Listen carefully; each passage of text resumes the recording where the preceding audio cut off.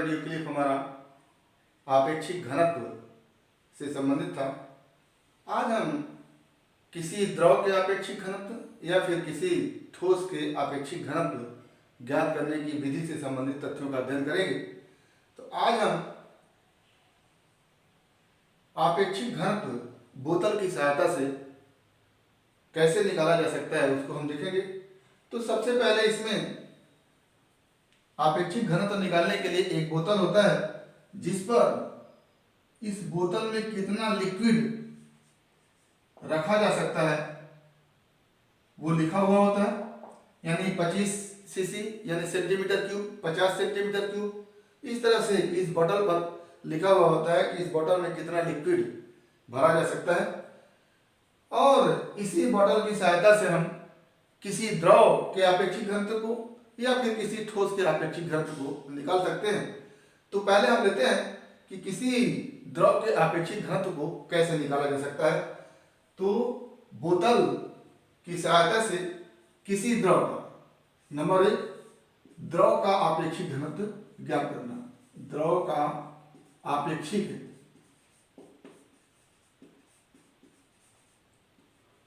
घनत्व ज्ञात करना।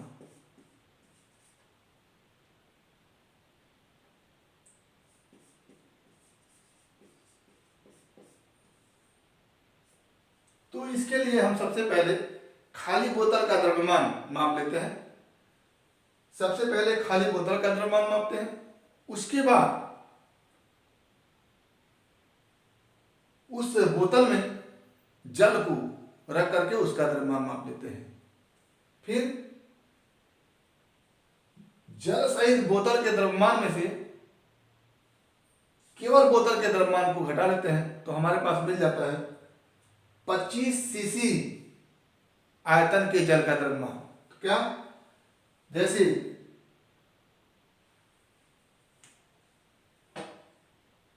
यदि हम बोतल का द्रव्यमान मापने जा रहे हैं, तो यदि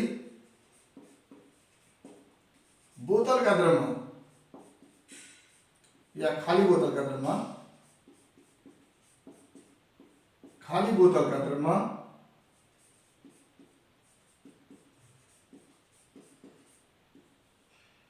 m हो, यानी खाली बोतल का द्रव्यमान हमने माप लिया वो m है, तथा जल सहित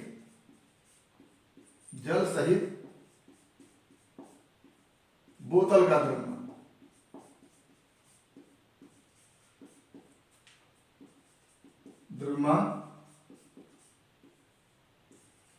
m1। तो अब खाली बोतल का द्रव्यमान m, जल सहित बोतल का द्रव्यमान m1। तो सीधी सी बात है, जल का द्रव्यमान निकालने के लिए जल सहित बोतल का द्रव्यमान में से खाली बोतल का द्रव्यमान क्या कर देंगे, माइनस कर देंगे। क्या हो जाएगा, तो 25 सीसी, ये इसमें आयतन 25 सीसी आ रहा है, तो आप जल का द्रव्यमान 25 सीसी का ही प्राप्त कर पाएंगे। तो 25 सीसी जल का द्रव्यमान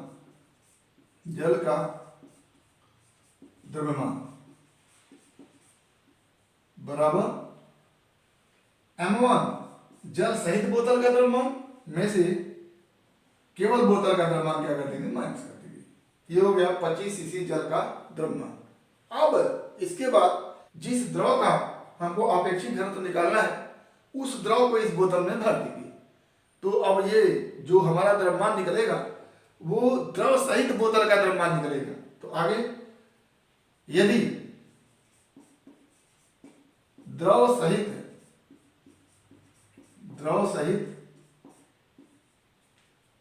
बोतल का द्रव्यमान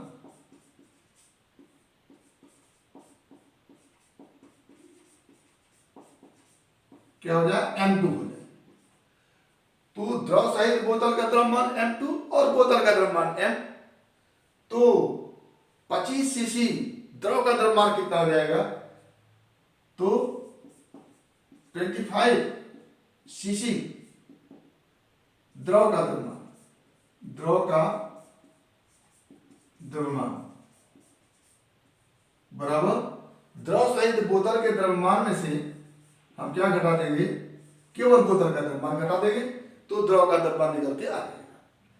अब हमको निकालना होता है इस द्रव का आपेक्षिक घनत्व। तो किसी भी द्रव का आपेक्षिक घनत्व जब निकालना होता है तो उस द्रव के घनत्व को डिवाइड कर देते हैं 4 डिग्री सेंटीग्रेड पर जल के घनत्व से। तो अब जो है ये जो जल इसमें भरा जाएगा 4 डिग्री सेंटीग्रेड पर ही भरा जाएगा, क्योंकि जल का घनत्व 4 डिग्री सेंटीग्रेड पर ही हमेशा काउंट करके आपेक्षिक घनत्व निकालते हैं। तो यहां से हो जाता है, चूंकि द्रव का आपेक्षिक घनत्व, द्रव का आपेक्षिक घनत्व, आपेक्षिक घनत्व बराबर द्रव का घनत्व, द्रव का घनत्व बटे 4 डिग्री सेंटीग्रेड पर, 4 डिग्री सेंटीग्रेड पर जल का घनत्व, जल का घनत्व। अब इसमें जल को 4 डिग्री सेंटीग्रेड पर ही रखेंगे, तभी हम 4 डिग्री सेंटीग्रेड पर जल के घनत्व का फॉर्मूला रख पाएंगे। तो यहां से हो जाता है आपेक्षिक घनत्व, आपेक्षिक घनत्व बराबर द्रव का घनत्व तो हमको नहीं मालूम है, लेकिन 25 सीसी द्रव का द्रव्यमान हमको मालूम है। तो 25 सीसी द्रव के द्रव्यमान में यदि हम आयतन से डिवाइड कर देते हैं तो हमारा द्रव का घनत्व निकल के आता है।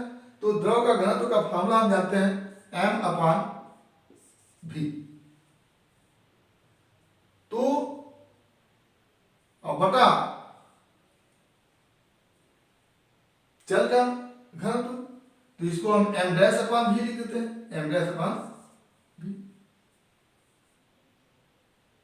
यहां से द्रव के द्रव्यमान को m लिख लिया और आयतन भी हो गया, तो हो गया द्रव का घनत्व बटे m'/v जल का द्रव्यमान बटे जल का आयतन।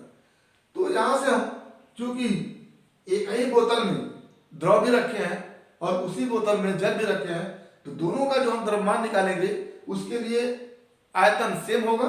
तो ऐसी स्थिति में द्रव का जो द्रव्यमान है वो हमारे पास है m2 - m।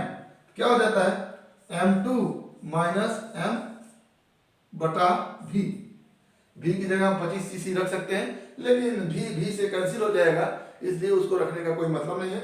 बटा 4 डिग्री सेंटीग्रेड पर 25 सीसी जल का द्रव्यमान, क्योंकि हम 4 डिग्री सेंटीग्रेड पर ही जल भरे हैं, तो 25 सीसी जल का द्रव्यमान जो होगा वो 4 डिग्री सेंटीग्रेड पर आएगा। तो यहां से हो जाता है m1 - m/v।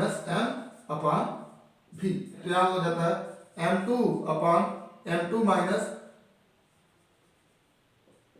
m/v इंटू, उलट देंगे इसको, v/m1 - m।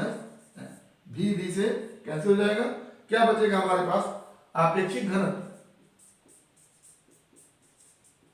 आपेक्षिक घनत्व बराबर m2 - m बटा m1 - m। ये हमारा आपेक्षिक घनत्व को बोतल की सहायता से निकालने का फार्मूला हो गया। कुल मिलाकर फार्मूला हमारे पास क्या बचा, m2 क्या था, ये द्रव सहित बोतल का द्रव्यमान में से m1 बोतल के द्रव्यमान को घटा दिया,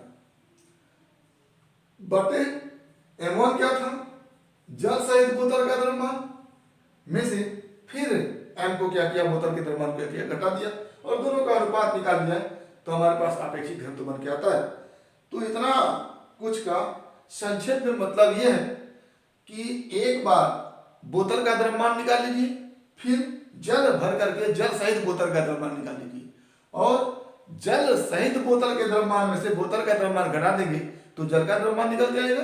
फिर उसी बोतल में जल निकाल करके द्रव भर दीजिए। अब द्रव सहित बोतल का द्रव्यमान मिल गया और बोतल का द्रव्यमान ऑलरेडी आपके पास है, तो द्रव सहित बोतल के द्रव्यमान में से बोतल का द्रव्यमान क्या करिए, माइनस कर दीजिए। फिर आपको द्रव का द्रव्यमान निकल के आएगा। और दोनों ही द्रव्यमान एक कांस्टेंट आयतन पर है, तो आप द्रव के द्रव्यमान बटे आयतन करके, द्रव के द्रव्यमान बटे आयतन करके, फिर जल के द्रव्यमान बटे आयतन करके आप द्रव का घनत्व और 4 डिग्री सेंटीग्रेड पर जल का घनत्व निकाल सकते हैं। और द्रव का घनत्व बटे जल का घनत्व कर देते हैं तो अपेक्षित घनत्व निकल के आता है। ये फार्मूला हमारा m/v। m क्या है, द्रव का द्रव्यमान। m क्या है, द्रव का द्रव्यमान। द्रव का द्रव्यमान। और ये m डैश क्या है, जल का द्रव्यमान। जल का द्रव्यमान। तो आपके पास जल का द्रव्यमान और द्रव का द्रव्यमान दोनों है, उसका वैल्यू यहां पर रख दीजिए। ये हमारा आपेक्षिक घनत्व मिलकर के आता है। तो ये तो हमारा किसी द्रव के आपेक्षिक घनत्व निकालने की विधि है कि एक बार बोतल में जल भर के जल से एक बोतल का द्रव्यमान निकाल लिया, उसमें से बोतल के द्रव्यमान को घटा दिया तो जल का द्रव्यमान निकल गया। एक बार द्रव सहित बोतल का द्रव्यमान निकाल लिया, उसमें से बोतल के द्रव्यमान को घटा दिया तो आपका द्रव का द्रव्यमान निकल गया। और द्रव के द्रव्यमान में आयतन से भाग दिया, द्रव का घनत्व। जल के द्रव्यमान में आयतन का भाग दिया, जल का घनत्व। और द्रव का घनत्व बटे जल का घनत्व कर देते तो अपेक्षित घनत्व निकल के आता है। तो आज हमने बोतल की सहायता से किसी द्रव के अपेक्षित घनत्व को निकालने का प्रयास किया। उम्मीद है कि आपको वीडियो क्लिप पसंद आया होगा। यदि ऐसा है तो प्लीज लाइक करिएगा, शेयर करिएगा, साथ ही हमारे यूट्यूब चैनल को सब्सक्राइब करिएगा ताकि इस तरह के वीडियो क्लिप का नोटिफिकेशन आपको मिलता रहे। तो आज बस इतना ही। अगले टॉपिक में हम एक अति महत्वपूर्ण इंटरेस्टेड टॉपिक को देखेंगे जिसमें किसी ठोस के अपेक्षित घनत्व को बोतल की सहायता से निकालने का प्रयास करेंगे। तो आज बस इतना ही। अगला टॉपिक अगले वीडियो क्लिप में। एक बार फिर आपके भविष्य के लिए बेस्ट ऑफ लक। धन्यवाद।